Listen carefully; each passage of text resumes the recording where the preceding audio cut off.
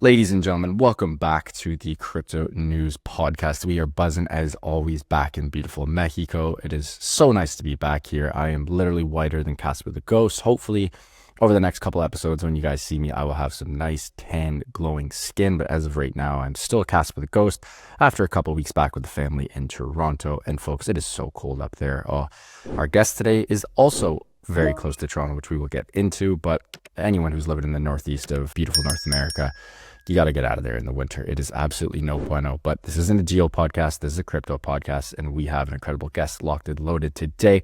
We have Phillip Alexeev on the show today, Chief Growth Officer at the one and only CrossFi. He is a distinguished growth marketing strategist who has architected success stories across Web2 and Web3, a true vet. He's helped companies achieve billions in revenue, multiple IPOs, not a big deal, and strategic acquisitions through data-driven marketing engines. His expertise spans from developing comprehensive omni-channel frameworks to implementing precise growth tactics that constantly deliver results. And this company is absolutely blowing up right now. Phil, welcome to the show, my friend. How are you? Great to have you on. Thank you so much for having me on. I'm doing great. I am indeed in the cold Northeast right now, and I just got back from Mexico about a couple weeks myself, and I'm definitely missing the tropical sunshine. So I'm pretty envious right now. I love it. I absolutely love it. Look, let's jump right into it here. The market, and folks, this episode's going to air very close to while Phil and I are recording, but the market is pretty bananas right now. Looking pretty darn nice. I guess a nice point to start, Jan 20, when Trump gets in, everyone's sort of talking about this. It's going to be a nice run up, and then right when he gets in, it's going to drop. I don't want to get into price predictions or anything like that, but just market sentiment. How are you feeling about the market right now? Are you on the same boat as me, whether it's a tin boat or a yacht? Not quite sure, but are we in the same boat in regards to you think everything's going to rip?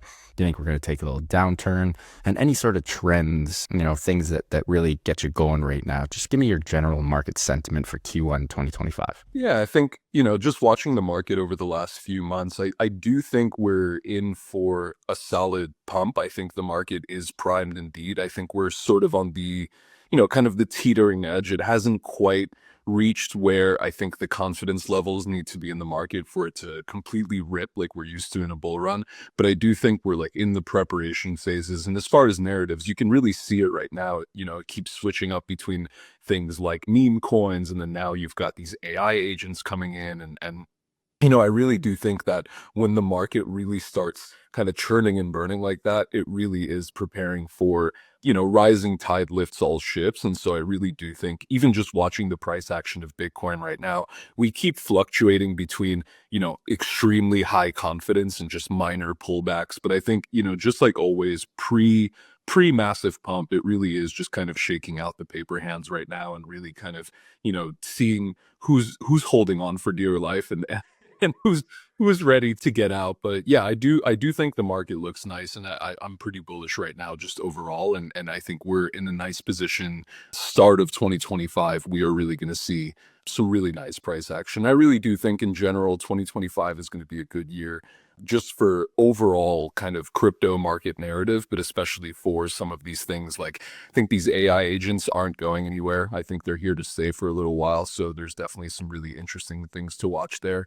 And I think just meme coins in general are now just becoming a part of the life narrative in crypto. And I think just like they've penetrated social media and society and just our daily lives, right? That's how we communicate nowadays, is we send each other memes. That's just sort of language that society has become accustomed to. I really do think that that's part of the narrative that's here to stay in crypto as well, and we are going to see some interesting meme trends over the next few months. So whatever happens in popular culture, just know that it's going to translate to the charts, and we're going to see some action there. I literally completely agree with everything you said there. Crypto agents, absolutely bananas. The meme coins, again, crazy, and still probably have onboarded more Web2 folks to Web3 over almost any other use case. Like all my normie friends, the only reason they got on is the NFT rip back in 2021, and now meme coins, 2024, 2025. But in regards to you saying 2025 is going to be a great year, I haven't felt like this since, I want to say, literally Q4 2020. When I remember I was in Florida at the time, and COVID was still an absolute shit show. And I remember being like, man, I think this year is going to be really good. I haven't had that feeling. That was 4 years ago, which is crazy to think. But things are looking pretty good. Before we get into CrossFi and banking the unbanked and all the incredible things you guys are doing, I want to talk about AI, crypto agents, and AGI for a quick hot second. Sam Altman, it was in the news, I think, this weekend. He says they pretty much have AGI. I know it was a bit of a teaser, but like, what the fuck, pardon my French here, but what the heck is going to happen when AGI happens? Are you in the yacht that a lot of people are in that follows this sort of sentiment and mind share of once AGI comes around, like there's going to be no more ways to make money. Like you got to print all your money right now before AGI comes around, and just sort of tie that into the whole AI crypto agent thing, which is absolute bananas. Some of my favorite, Twitter accounts are now friggin' bots. They're not even people. What a crazy world we're living in. 2025, I think, is literally going to be one of the most insane years of our lives. Yeah, that's a great question. I mean, I'm actually in the camp of people that look at this whole sort of shift in narrative as an opportunity more so than a curse, right? I do think that there's ways to tap into the narrative. There are ways to take advantage of the technology. There are ways to sort of wrap things in a way that people will have an easier time accessing and understanding and embracing, right? I think we just saw it recently with Meta, right? They rolling out all of these AI profiles, and Yeah. they thought that this was going to be great. We're going to create the dead internet as we know it, and you saw the amount of pushback that happened, right? I think the average user still doesn't understand what the value is of having these autonomous dead profiles rolling around the internet, creating content that isn't real, sort of leveraging all of the different features of AI to create a presence that isn't human, right? And so I think because there's still hesitancy, because there's still a lack of confidence, I view that as a massive opportunity.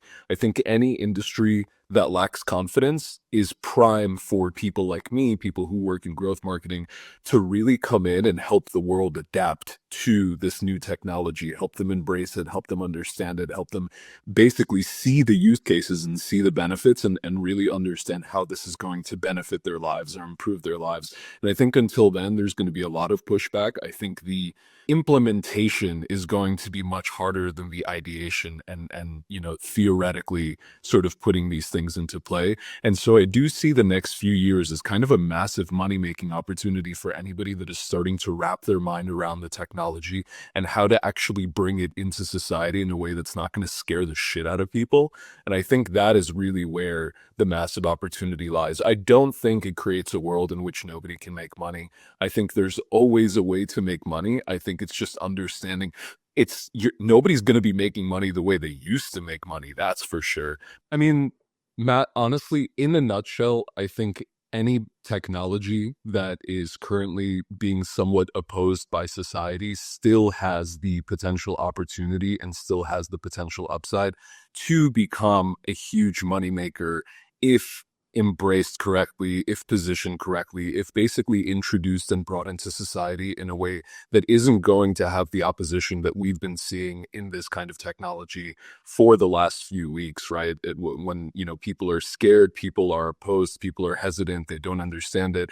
I think there's such a huge opportunity for somebody to come in and wrap it and present it and angle it in a way such that it's actually beneficial for society and it's beneficial for people. And I think that therein lies the money-making opportunity. And I think that is kind of the direction that we're heading in. So I do see the next few years actually being extremely opportunistic for anybody that takes the time to understand the technology and see how it can actually apply to day-to-day life in a way that's meaningful, in a way that's impactful, and not just in a way that's forced on by some huge corporation and scares people. So I don't think that this is the end of being able to make money. I think this is the beginning of a new way to make money and the end of being able to make money the way that we've been making money, which, as an entrepreneur, as a technologist, that's your job. Your job is to adapt. And if you're not adapting, then yeah, unfortunately, you're just going to lose all your opportunity. But I do think there's a lot of opportunity coming our way in the next few years with the advent of AI technology.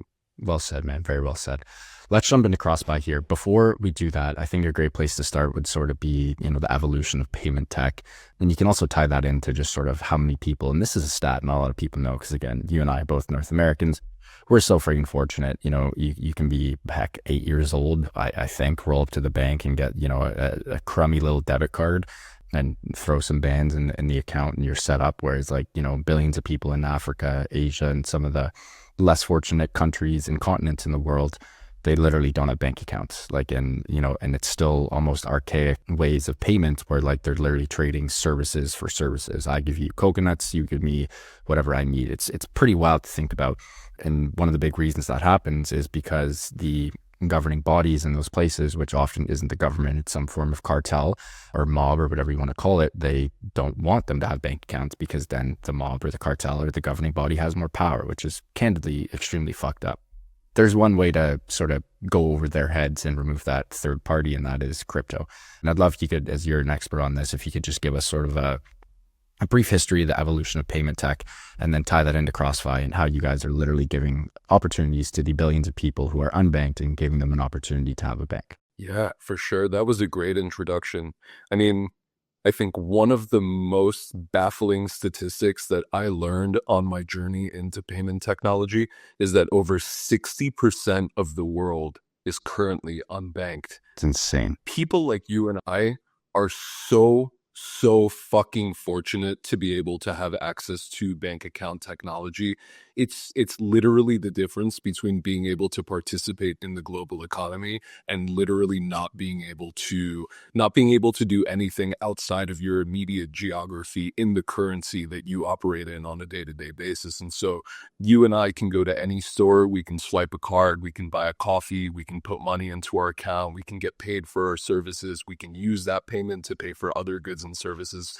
Most of the people in the world, by far most of the people in the world, just aren't fortunate enough to be able to have access to that kind of technology, let alone things like investments and stocks and all of the other financial vehicles that you and I can choose to play with or choose not to play with. It's completely at our discretion, versus a lot of folks in the world, over 60% of the folks in the world are just prohibited from engaging with these technologies, which, to me, I didn't know this before coming into the payment space. And I think once I learned this information, like it almost made me angry. I was like, how is it that so many people just don't even have the possibility to want to engage with this stuff? I have friends that say, I don't touch crypto because I don't trust it. I don't touch stocks because I don't trust them. I, don't keep so much money in the bank. Well, the difference is we have the fucking privilege to be able to make those decisions. And I think 100%. when you're looking at the unbanked population of the world, I think what started happening, especially like, once the advent of crypto started penetrating popular society, I think what started happening is that these societies started leveraging crypto to be able to transact the same way that we would in fiat, right? Whether it be Mexican pesos or US dollars or Canadian dollars, we have a certain value to this currency, and then we're able to trade it fair and square for goods and services depending on what they're priced at. And so the same thing really happened with cryptos, because the internet has become almost a standard commodity around the world. Everybody has access to a smartphone. Almost everybody has access to the internet due to, some of these mega corporations that have actually enabled and facilitated this access for their own benefit have created the opportunity for these people to access technologies like cryptocurrency. And so basically what's been happening over the last few years is that cryptocurrency is starting to take the place of traditional banks, of traditional banking instruments, of traditional banking technology, and is actually starting to give these unbanked folks the privilege of accessing the global economy through this alternative banking methodology, right? Through these alternative currency needs. And so, for us at CrossFi, when we saw this trend happening, we started really understanding, I think, the concept of being able to bridge traditional finance and Web3. And I think that's where we saw this major opportunity of helping those folks take the next step from, going from absolutely nothing to using cryptocurrency as an alternative for, traditional finance, to actually being able to bridge cryptocurrency into traditional, kind of banking. And so creating a system that allows people to do that ultimately enables people to participate in the global economy and ultimately closes the loop on that unbanked cryptocurrency as an alternative, and then Web3 to traditional banks, closing that entire loop and effectively bringing 60% of those unbanked folks in the world into the global economy.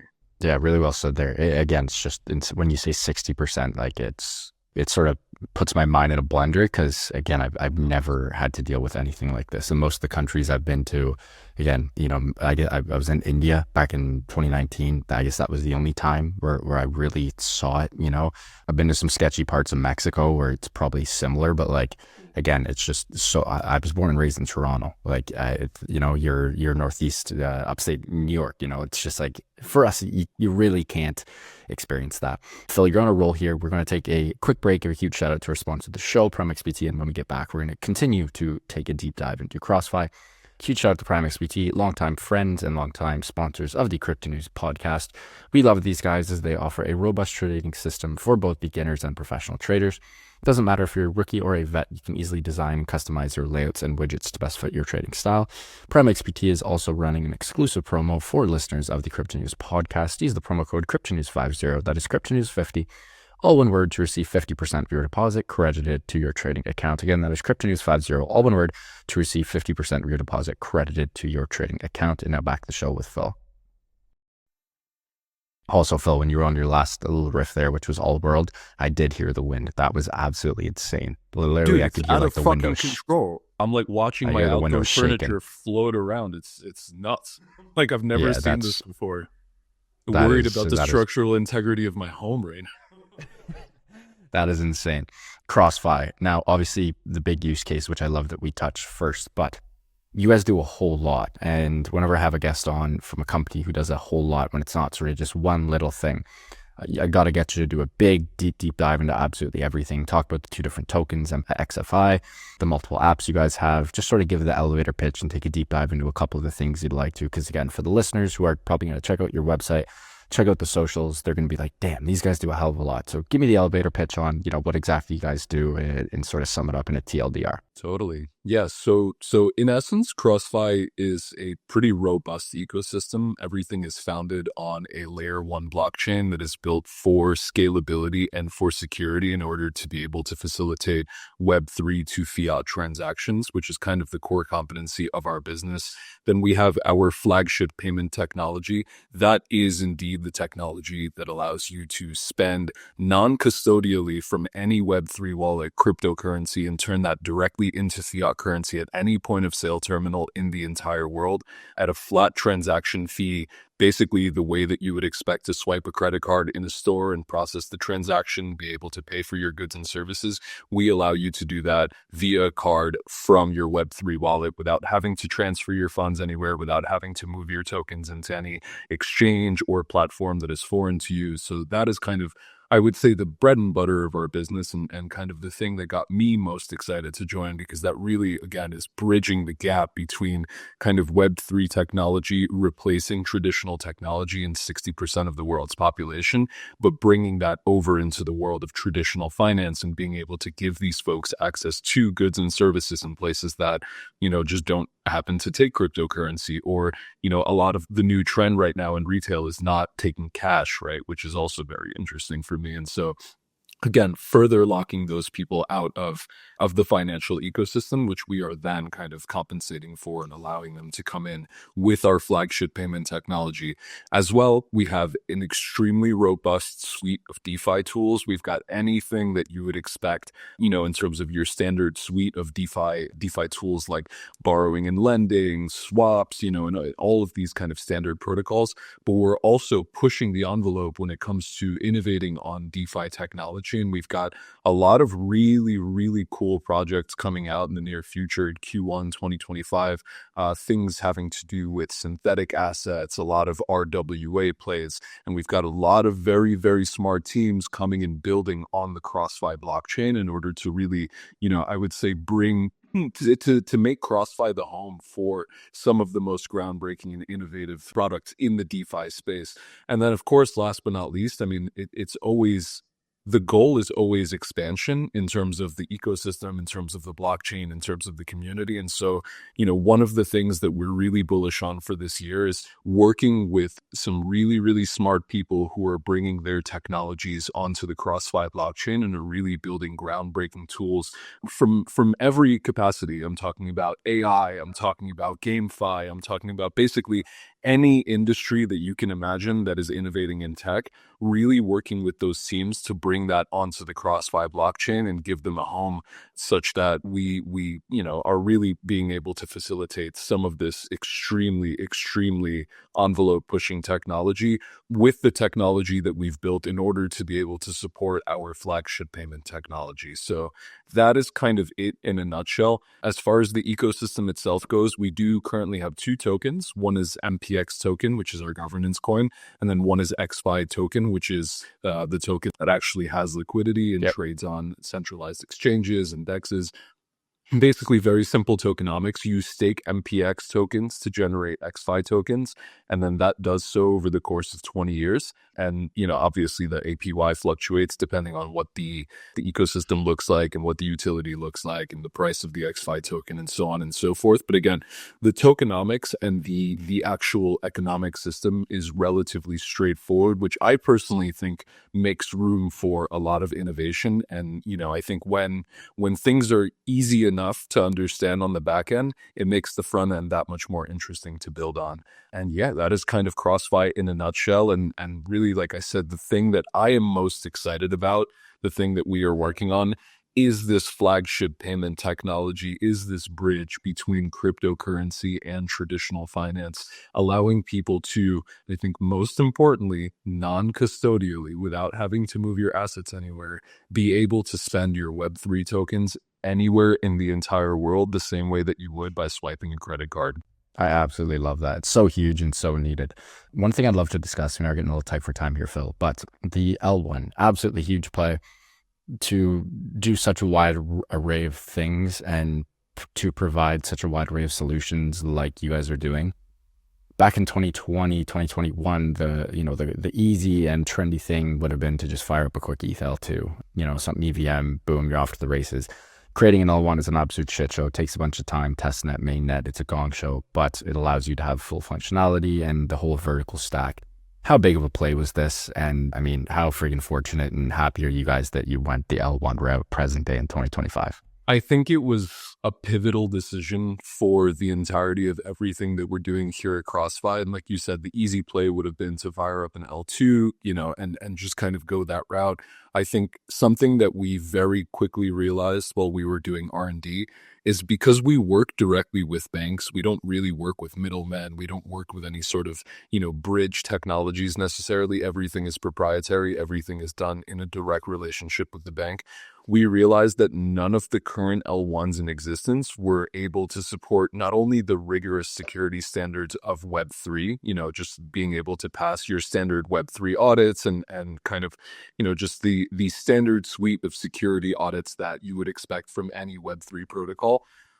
But we also needed for it to be compatible with the standards of banking requirements, right? So banks are required to provide a certain level of security for their customers that I think was just not necessarily as strenuous in the world of Web3. And so for us, I think we realized very early on that if we were going to work directly with banks, we would need to build a technology that supports both use cases in terms of security and scalability for the Web3 side as well as the banking side, and would be as easy as possible to integrate into traditional banking tech stacks such that we would be able to essentially come in and plug and play with them. And I think you mentioned EVM. Well, we are EVM and Cosmos compatible. So that was another play for us that we really wanted to make sure that the compatibility was there across the board, regardless of what tech stack folks were familiar with or, what aspect of the tech stack, whether it was security or scalability or being able to process millions of transactions every second as is required by sort of, standard banking technology. And so that is why we went that route. And, as much of a challenge as it was to create an L1 and, bring it to market and go through the test net and then launch it into mainnet. And I think it just becomes, it becomes its own project, right? We're building a flagship payment technology, but at the same time, we have to be conscious of the fact that we have this whole L1 that, needs additional use cases. It basically is, primed for, folks coming in and really building on top of it. And I think for us, as much as it was definitely an uphill climb to launch our own L1 and actually bring it into existence and actually basically have the world, adopt it, right? I think ultimately in 2025, we're very happy that we did that because I think it gives us a lot of opportunities to then scale our ecosystem outside of just the original means that we had intended for it. And so, I think it gives us a large moat around our business. I think it creates a lot of opportunity for us to work with other very innovative players in the space and ultimately is an amazing asset that we, through the fire and the flames, we made it happen. I love it. Phil, what an episode. Really appreciate your time here. Before we let you go, can you please let us know where our listeners can find you personally and, of course, CrossFi online and on socials? Absolutely. So I am Phillionaire everywhere. So LinkedIn, if you just search Phillionaire, Twitter @GoPhillionaire, Telegram @Phillionaire, and then CrossFi.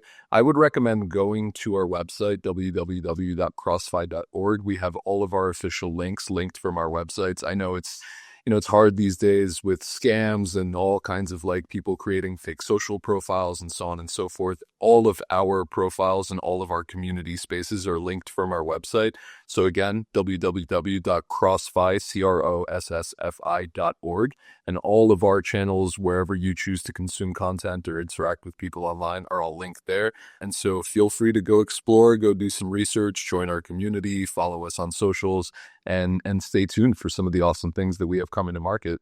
Absolutely love it. Folks, what an episode with Phillionaire, CGO at CrossFi. He was bringing the noise all epi long.